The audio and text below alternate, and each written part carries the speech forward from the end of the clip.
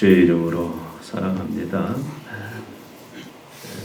룻기, 잘 아는 성경 말씀인데, 룻기는 사사시대에 베들레헴이라는 곳에 사는 한 가정 이야기로 출발합니다.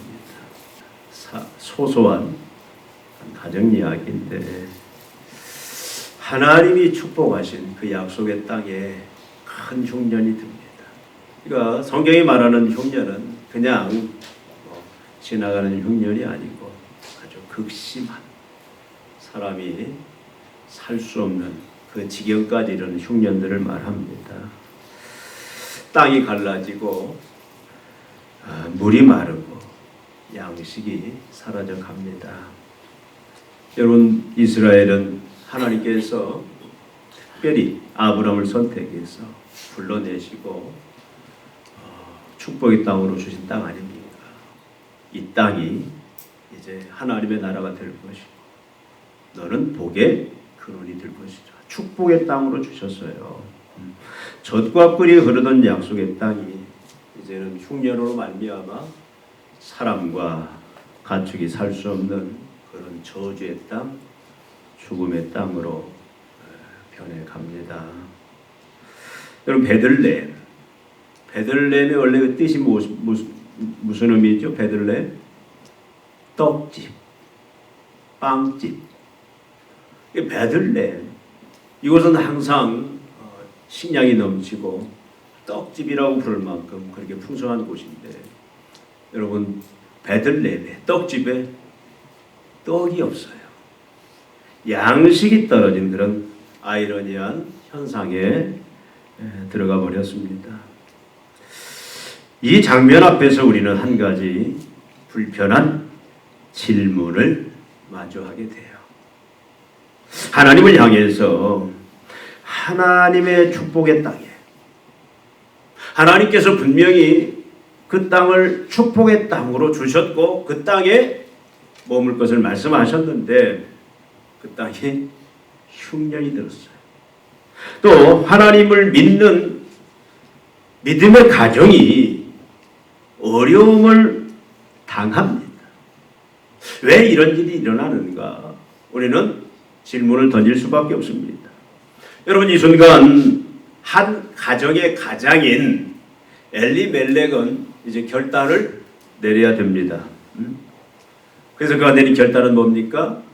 사랑하는 아내 나오미, 두 아들 말론과 기론을 데리고 약 한 80km 떨어진 물과 양식이 있는 모압 땅으로 떠납니다. 여러분, 이 엘리멜렉의 결정은 우리가 상식적으로 바라볼 때는, 우리가 합리적으로 바라볼 때는, 우리가 세상 사람들이 살아가는 그 풍조에 따라 바라볼 때는 전혀 잘못이 없습니다. 어떻게 보면 이 결정은 상식적으로 완벽한 결정이라고 말할 수 있습니다. 여러분, 가족을 굶길 수가 없잖아요. 가족을 굶주림에 그 고통에 몰아넣고 결국 죽음에 직면하는 상황을 만들 수는 없지 않습니까? 그래서 가족을 굶길 수가 없어서 할 수 없이 물과 양식이 있는 모압 땅으로 그들은 떠납니다. 여러분, 더 나은 환경이 있다면 무조건 가야 되는 것이 일반 상식적으로 생각할 때에 가장의 책임이 아니겠느냐, 다 이렇게 생각들을 하고 있습니다. 모압 땅이지만 흉년만 피해서 잠시 피신하면 되지 않겠냐, 다시 이 흉년이 멎으면 약속의 땅, 하나님의 땅으로 다시 돌아오면 되지 않겠느냐, 얼마든지 그렇게 생각하고 갈 수 있습니다. 그러나 여기서 우리는 엘리멜렉이 가지고 있는, 그 가장이 가지고 있는 그 이름의 뜻을 한번 우리가 생각해 볼 때, 또 나오미라는 그 이름이 가지고 있는 뜻을 생각해 볼 때에 우리는 주목해야 할 부분이 있어요. 여러분, 엘리멜렉, 한 가정의 가장 엘리멜렉의 그 이름의 의미는 뭘 말합니까? 성경의 이름은 굉장히 의미를 가지고 있어요. 엘리멜렉, 이 말은 무슨 말입니까? 나의 엘리, 나의 하나님이 멜렉 왕이시다. 나의 하나님이 왕이시다라는 이름을 가진 엘리 멜렉의 행동. 나오미란 말의 의미는 뭘 말합니까? 나오미는 기쁨, 즐거움이란 말이에요.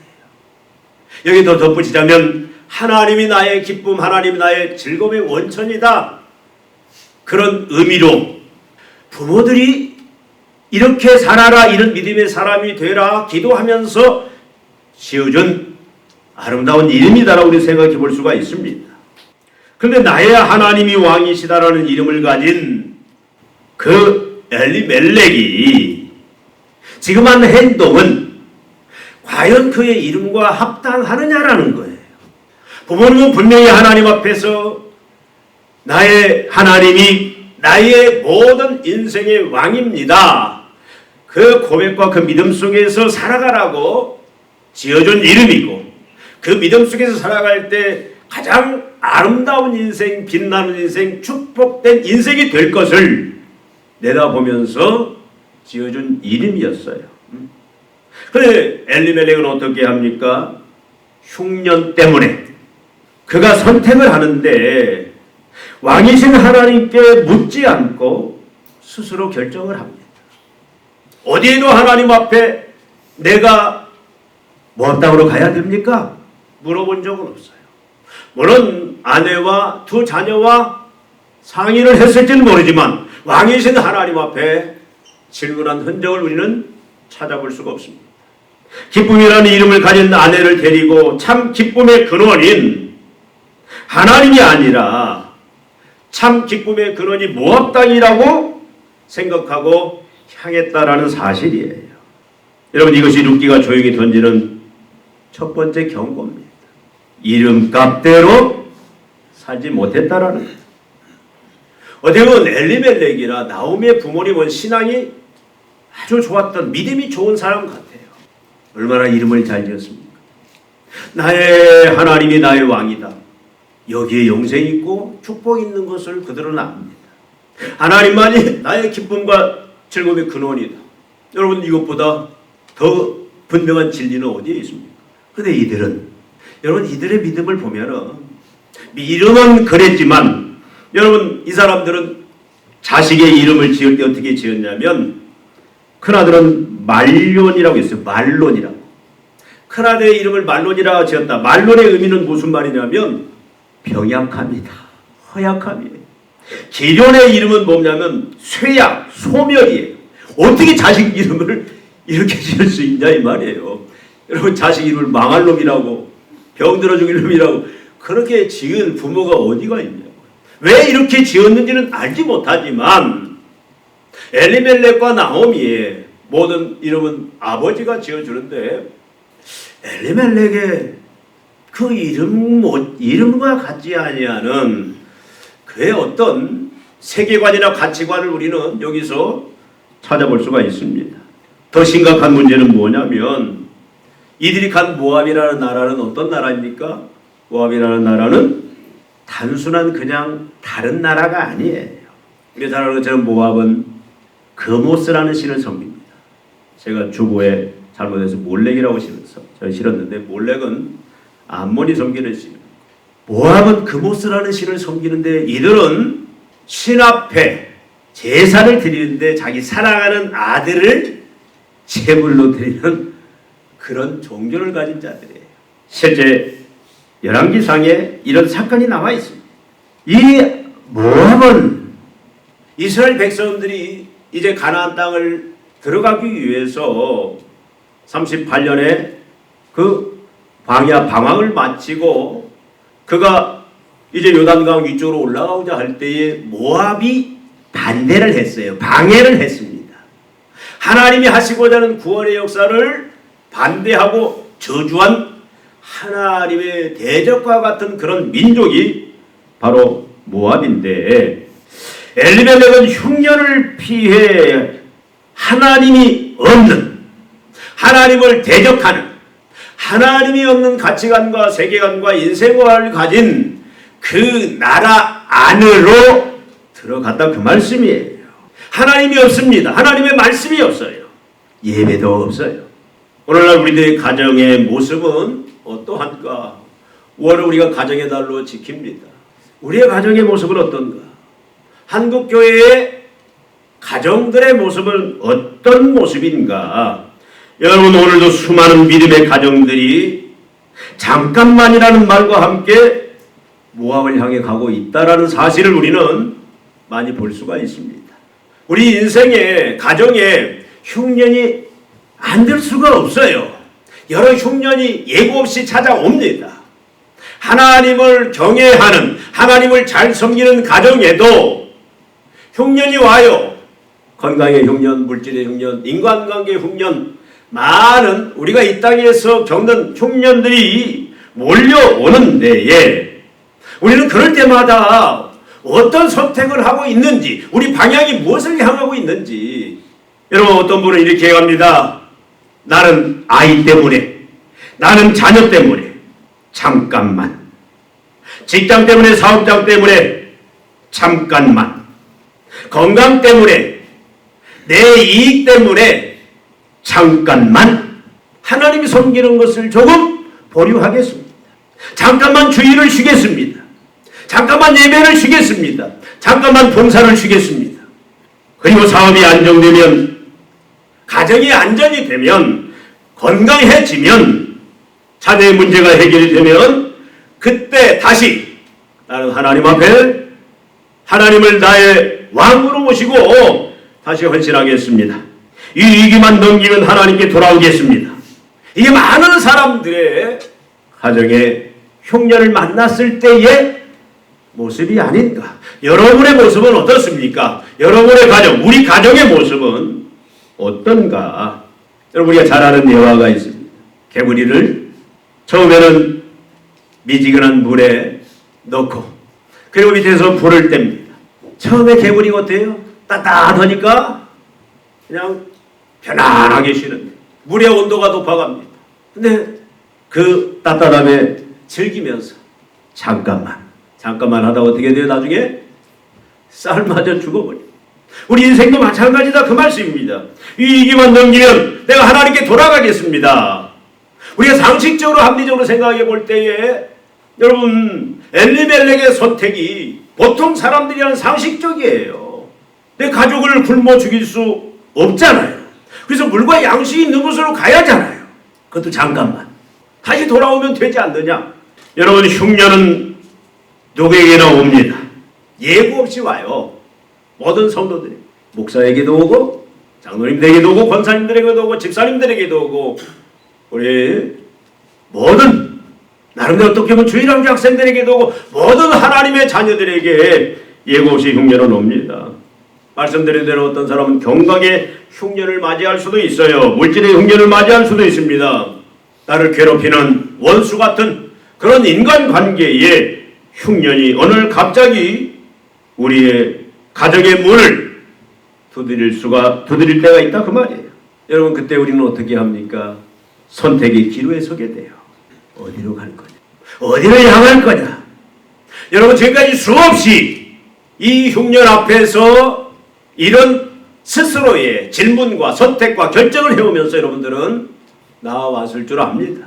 차이는 있지만 다 그런 선택. 지금도 아마 이런 선택과 결정 앞에 고민하고 있는 분도 있을 줄 압니다. 우리 가정은 어디로? 우리 가정이 바라봐야 될 방향은 어딘지.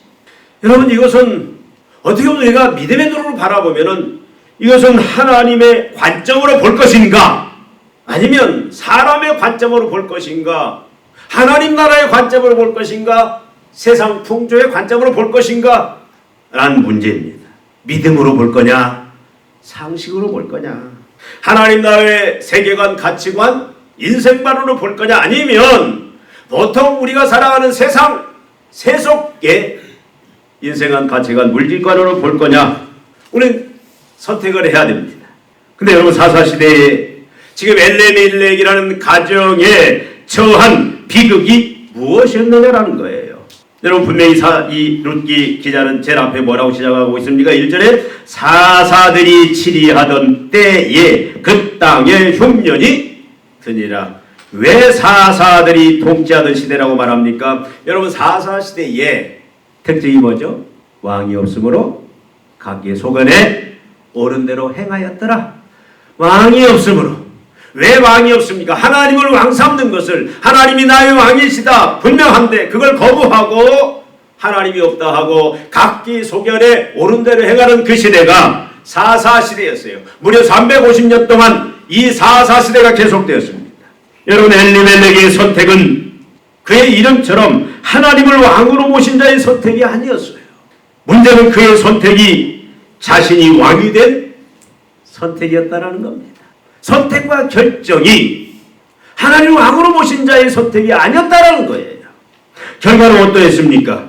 내려갔을 때에 모에서 물과 양식을 얻었습니다. 이제는 살았다. 안도의 한숨을 쉬고 참 탁월한 선택을 했을 것이다 라고 서로들 칭찬하고 격려하는 그런 시간도 있었을 줄로 압니다. 아들들은 결혼도 했습니다. 이방여이지만 여러분, 아름다운 가정 이루는 게 쉬운 게 아니에요. 가정도 잘 풀리는 것처럼 보였습니다. 행복한 가정을 만들었어요. 근데 여러분, 참 우리가 생각하기 싫은 일이 일어나요. 엘리멜렉이 죽습니다. 가장이 죽어요. 말년과 기론도 죽습니다. 그리고 나오미만 남아요. 그리고 두 며느리만 남습니다. 나오미란 이름이 뭐라고 그랬죠? 기쁨이고 즐거움인데 이제는 기쁨, 즐거움이 아니라 말았음을 고난의 인생으로 바뀌어지는 그런 상황을 맞이합니다. 왜 이런 고난이 왔는지 우리는 정확하게 성경이 말하지 않기 때문에 우리는 말할 수는 없지만, 그런 결론을 보면 하나님과의 관계를 벗어난 가정이 어떻게 보면은 무너지고 있다는 사실을 우리는 목도할 수가 있어요. 여기서 우리는 놓쳐서는 안 될 중요한 진실이 있습니다.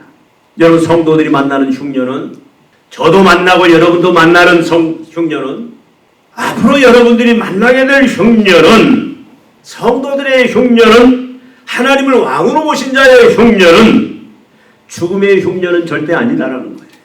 베들레헴의 흉년은 하나님의 부재로 인해서 되어진 흉년은 절대 아니다라는 겁니다.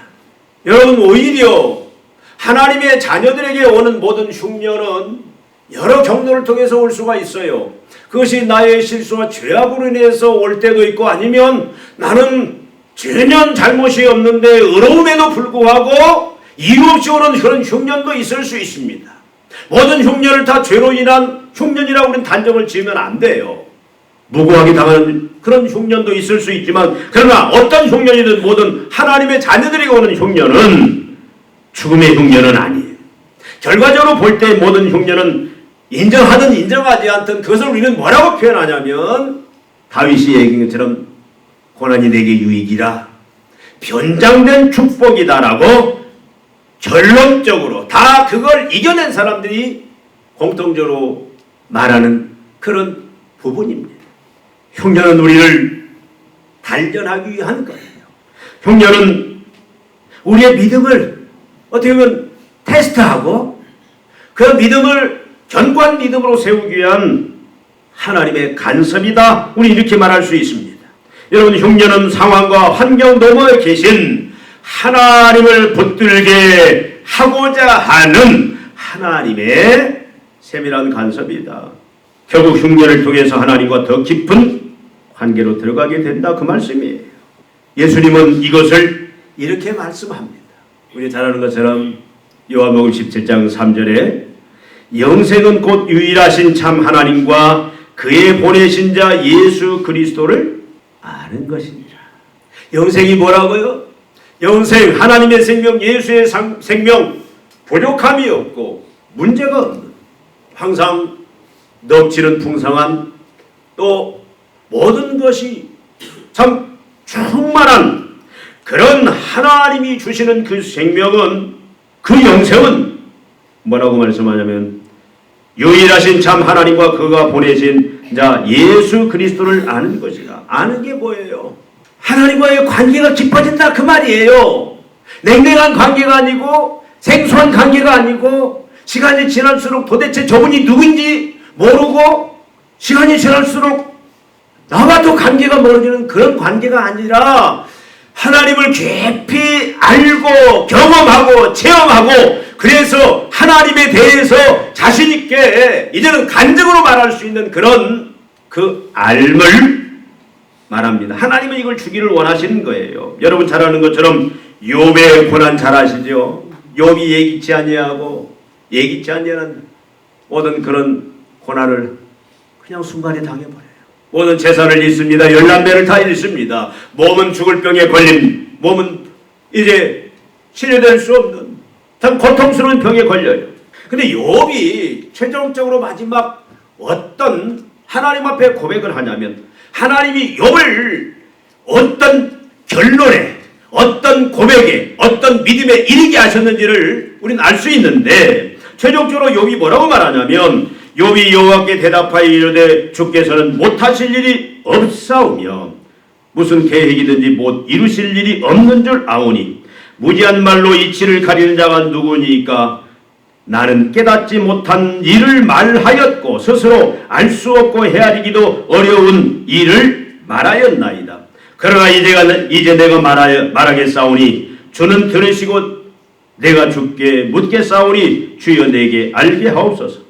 내가 주께 대하여 귀로 듣기만 하였사오나 이제는 눈으로 주를 배웠나이다. 이제는 눈으로 주를 배웠나이다. 이제는 주님을 누구보다도 가장 잘 아는 내가 섬기는 나의 왕이신 하나님이 어떤 분인지 머리로만 아는 게 아니라 내 실제 체험을 통해서 경험을 통해서 내가 이제는 하나님이 어떤 분인지 귀로만 듣던 하나님을 이제는 내가 눈으로 직접 배웠나이다. 욥은 배웠단 말은 하나님을 경험했단 말이에요. 여러분 인간관계에서 가장 중요한 게 뭡니까? 인간관계에서 중요한 것은 뭐예요? 깊이 알아가는 거예요. 관계가 올바른 관계가 깊어지는 겁니다. 서로 신뢰할 수 있는 관계, 서로 사랑할 수 있는 관계, 의지할 수 있는 관계. 이 하나님이 결국 사랑하는 모든 자녀들을 향하여 가지고 계신 그 방향이 뭐냐? 하나님을 깊이 알고 경험하게 하는 것이 하나님이 궁극적으로 목표하시는 방향이다 그 말씀입니다. 가정의 날을 맞이하여 오늘 우리는 우리 가정들을 한번 스스로 점검을 해봐야 됩니다. 여러분 피하지 마십시오. 누구나 다 여러분 하나님 앞에서 점검해야 됩니다. 이건 반드시 해야 될 일입니다. 첫 번째 질문은 뭐냐면 우리의 가정의 목적이 무엇이냐? 방향이 어떤 것이고 목적이 무엇이냐라는 거예요. 여러분 우리의 가정의 목적이 가정의 방향이 만약에 잘 먹고 잘 사는 것이라면 그저 9988-234 99세까지 건강하게 잘 살다가 2, 3일 앓다가 죽는 것. 여러분 모든 사람들이 생각하는 잘 먹고 잘 사는 이것이 성공하는 이것이 우리의 인생의 방향이고 목적이라면 문제가 있다고 말이죠. 여러분 하나님의 일이 하나님의 뜻이 우리의 목적이 되어야 됩니다. 엘리멜렉의 가정은 무엇이 목적이었습니까? 생존이 목적이었어요. 생명 중요합니다. 자신과 가족들의 생명 중요합니다. 먹고 살아야 되는 것 중요합니다. 근데 그걸 부인하는 거 아니에요. 그런 상황에서 하나님께서 하나님의 자녀들에게 믿음의 백성들에게 요구하는 것은 무엇이냐면 목적과 방향은 분명히 하나님이어야 된다라는 거예요. 하나님이 되어야 되고 하나님의 뜻이 되어야 된다라고 말씀을 합니다. 그런데 엘리멜렉의 가정은 생존이 목적이었기에 여러분 약속의 땅 축복의 땅이 아니라 하나님을 의지하는 그 삶이 아니라 모압을 선택했다 그 말씀이에요. 여러분 상황과 환경이 목적이 되면 세상의 가치관이 목적이 되면 상황이 좋은 곳으로 우리는 계속 이동을 할 수밖에 없습니다. 하나님은 안 보입니다. 그 순간은. 우리의 모든 삶의 목적과 목표가 모든 방향이 내가 이 땅에서 하나님이 없는 사람들이 추구하는 것처럼 잘 먹고 잘 살고 내 이름 내고 내 가문의 이름을 내는 것이 그것이 목적이고 방향이라면 우리는 상황과 어떤 환경 이것만 보여요. 하나님은 보이지 않습니다. 더 좋은 환경으로 더 좋은 조건으로 우리는 갈 수밖에 없다 그 말씀이에요. 그러나 여러분 그 끝은 하나님으로부터 멀어지고 하나님을 잃어버리게 된다 그 말씀입니다. 여러분, 하나님의 모든 자녀들의 가정은 상황이 어떻든 간에 모든 삶에서 어떤 풍랑을 만나도 어떤 흉년을 만나도 하나님 목적에만 된다. 모든 방향이 하나님에만 된다. 또 우리가 두 번째 던져야 할 질문은 뭐냐? 우리의 가정은 지금 어디에 있느냐라는 거예요. 여러분들은 지금 어디에 있습니까? 여러분들의 가정은 지금 어디에 있습니까? 하나님의 품 안에 있습니까? 하나님의 약속의 땅에 있습니까? 하나님의 말씀 안에 있습니까? 하나님의 뜻 안에 있습니까? 아니면 모압에 있는가? 여러분, 모압은 꼭 지리적인 장소만을 말하는 건 아닙니다. 모압은 하나님이 없는 가치관, 하나님이 빠져버린 세계관, 하나님 없이 세상 풍조에 따라서 하나님이 목적이 아니라 상황과 모든 환경이 목적인 방향인 그런 삶을 살아가는 삶을 말하는 거예요. 여러분, 우리는 분명히 이 시간 하나님의 우리를 향한 간절한 호소를 들어야 돼요. 믿음의 가정으로 서라. 네가 지금 어디를 향해서 가고 있느냐? 네가 지금 어디에 있느냐라는 거예요. 믿음의 부모들, 믿음의 가장들, 우리 영과 예찬이도 앞으로 믿음의 가장이 될 텐데, 우리 찬영이도 믿음의 가장이 될 텐데, 가정을 세울 텐데, 이미 가정을 가지고 있는 여러분들이나 가정을 세울 자들이 기억해야 될 분명한 오늘 말씀이 주는 진리가 있습니다. 자녀들이 보고 있다는 거예요. 흉년이 왔을 때 부모가 어디를 향하는지, 부모가 어디를 목표로 하는지 자녀들은 그걸 보고 그걸 평생 기억하고 있다, 그 말씀입니다. 하나님을 떠나지 않는 모습, 어렵고 아무리 힘들어도 죽음의 상황이라 할지라도 하나님을 붙들고 예배를 붙드는 그 모습, 하나님의 뜻을 쫓고 하나님의 그 때를 기다리는 그 모습, 자녀들은 이것을 보고, 여러분, 이것이 우리 자녀들에게 다음 세대에게 물려줄 가장 위대한 유산이다, 그 말씀이에요. 여러분, 유명한 아브라함 링컨 여러분 잘 아시죠? 그럼 물론 공도 있고 사도 있습니다. 잘한 것도 있고 잘못된 것도 있어요. 근데 아브라함 링컨은 여러분 참 어렵게 살았어요. 통나무집에서 정규 교육도 받지 못하고, 근데 그 사랑하는 그의 어머니가 그가 9살 때 그만 세상을 떠나고 맙니다. 근데 그가 무슨 고백을 하냐면, 자기 인생, 어머니가 자기에게 마지막 죽을 때에 자기가 아직 9살이 어린 나이지만 어머니가 눈을 거두면서 아브라함 링컨에게 손을 잡고 마지막 유언처럼 아주 강하게 한 그 말씀이 자기를 평생 어떤 흉년 앞에서도, 세상의 어떤 그 흉년, 세상 사람들이 가는 그 편한 길 앞에서도 그가 세상으로 가지 아니하고 하나님 앞에 남아있을 수 있었다, 그렇게 간증을 합니다. 어머니가 마지막 그의 손을 붙잡고 9살 그 사랑하는 아들을 땅에 남겨놓고 부모님이 마지막 하신 말씀이 뭐냐면, 너는 하나님만 붙잡아야 돼. 하나님 떠나면 안 된다. 세상으로 나가면 안 된다. 너는 하나님의 말씀, 하나님의 뜻 앞에 너는 온전히 거기에 머물러야 된다. 여러분, 아브라함 링컨은 가정의 흉년 속에서도 부모가 무엇을 붙드는지, 죽음의 흉년 앞에서도, 절망의 흉년 앞에서도 부모가 무엇을 붙잡고 있는지 그걸 봅니다. 그리고 그것을 평생 자녀도 붙잡고 살아간다라는 겁니다. 자녀의 인생을 결정지을 수 있다, 그 말씀이에요.